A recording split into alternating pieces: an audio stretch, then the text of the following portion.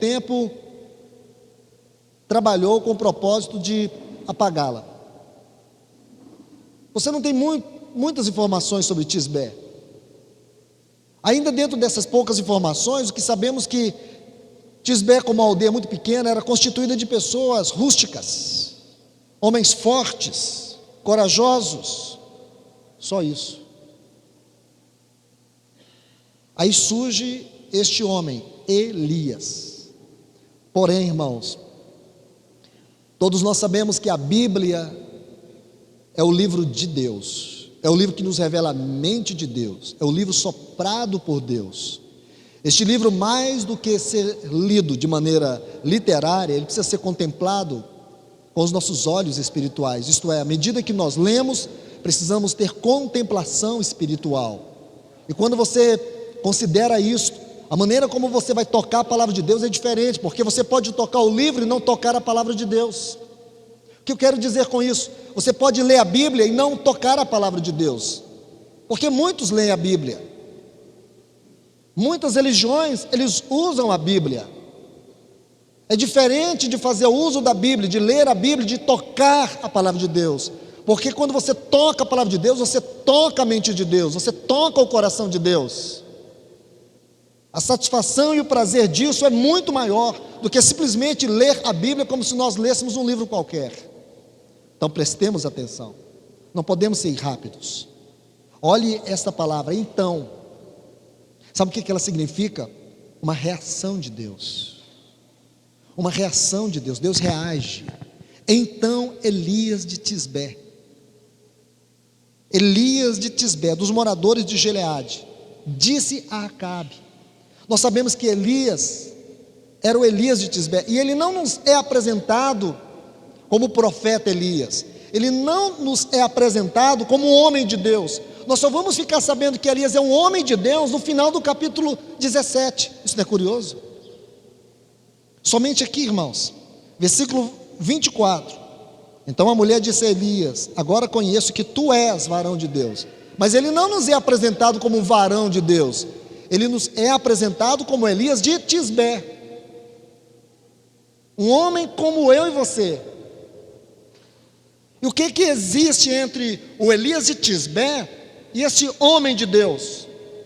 Quais são os pontos preponderantes, fundamentais, que estão entre este Elias de Tisbé e este homem de Deus? Dois lugares que constituem a escola de Deus para a formação do nosso caráter.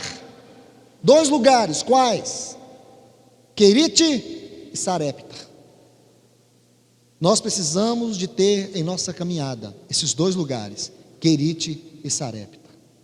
Vamos falar um pouco daqui, alguns instantes, sobre esses dois lugares e mostrar que a vida cristã, ela tem que ser vivida nos lugares celestiais. A única forma de nós vencermos a apostasia é se nós conhecermos a nossa verdadeira posição em Cristo. Sem conhecer verdadeiramente o que é essa posição, seremos engolfados pela indiferença, pela frieza, pela apostasia, pela queda, pelo fracasso, pela vergonha.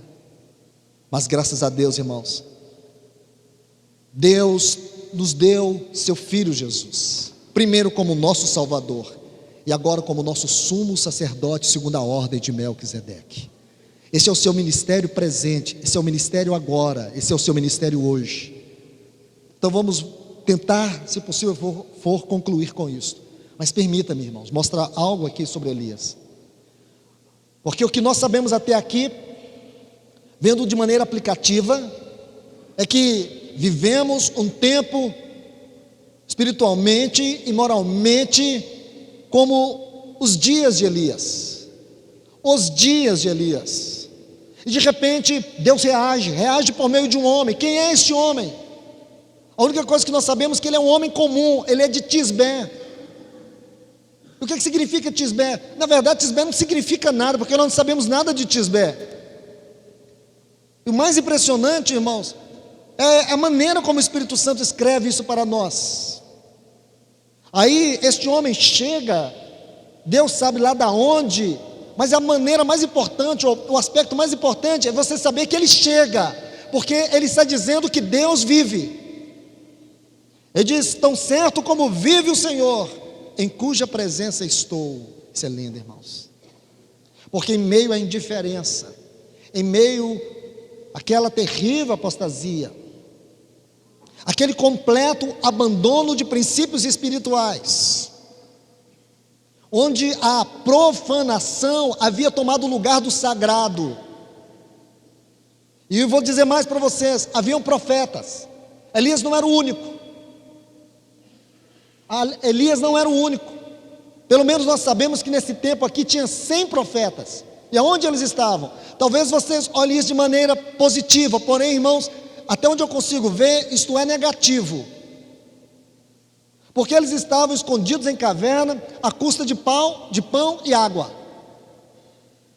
Mas por que estavam escondidos? Por causa do medo, por causa da covardia. Porque sair da caverna era pagar um preço alto. E essa é a pergunta que o Espírito faz para nós. Você está triste por ver o rumo que tem tomado o povo de Deus? Você está triste por ver tanta abominação no meio do povo de Deus? Quando você vê os jornais e você vê as notícias sobre o povo de Deus, o que você faz? Ironiza? Você diz: não me importo, não é comigo? Quando você vê todas as barbaridades, o que você faz? Critica? O que você faz? Você manda e-mail para todo mundo dizendo: olha o que estão fazendo, olha o que ele fez, olha essa nova onda. É isso que você faz? Porque se é assim que nós fazemos, irmãos, nós somos piores do que aqueles que estão escondidos na caverna, comendo pão e água. Sabia? Nós precisamos expressar o verdadeiro testemunho de que Deus vive, e que Ele está no seu trono, e que Ele não está acomodado, e que Ele é um Deus que reage. Ele é um Deus que expressa o seu testemunho por meio daqueles que têm a ousadia de dizer: eu vivo na presença de Deus. Esse é Elias. Havia 100 profetas escondidos. Elias não estava escondido, mas ele ainda é o Elias de Tisbé. Para Deus ele ainda, contudo, com todas as virtudes, sua ousadia e coragem, ele ainda nos é apresentado como Elias de Tisbé. E você sabe o que aconteceu? Ele diz assim: vive o Senhor Deus de Israel, em cuja presença estou. Permita-me dizer algo aqui sobre Elias. Se você estuda o nome Elias, porque cada particularidade deste versículo 1 tem lições para nos ensinar. Pelo menos nós podemos extrair aqui 3 lições muito importantes.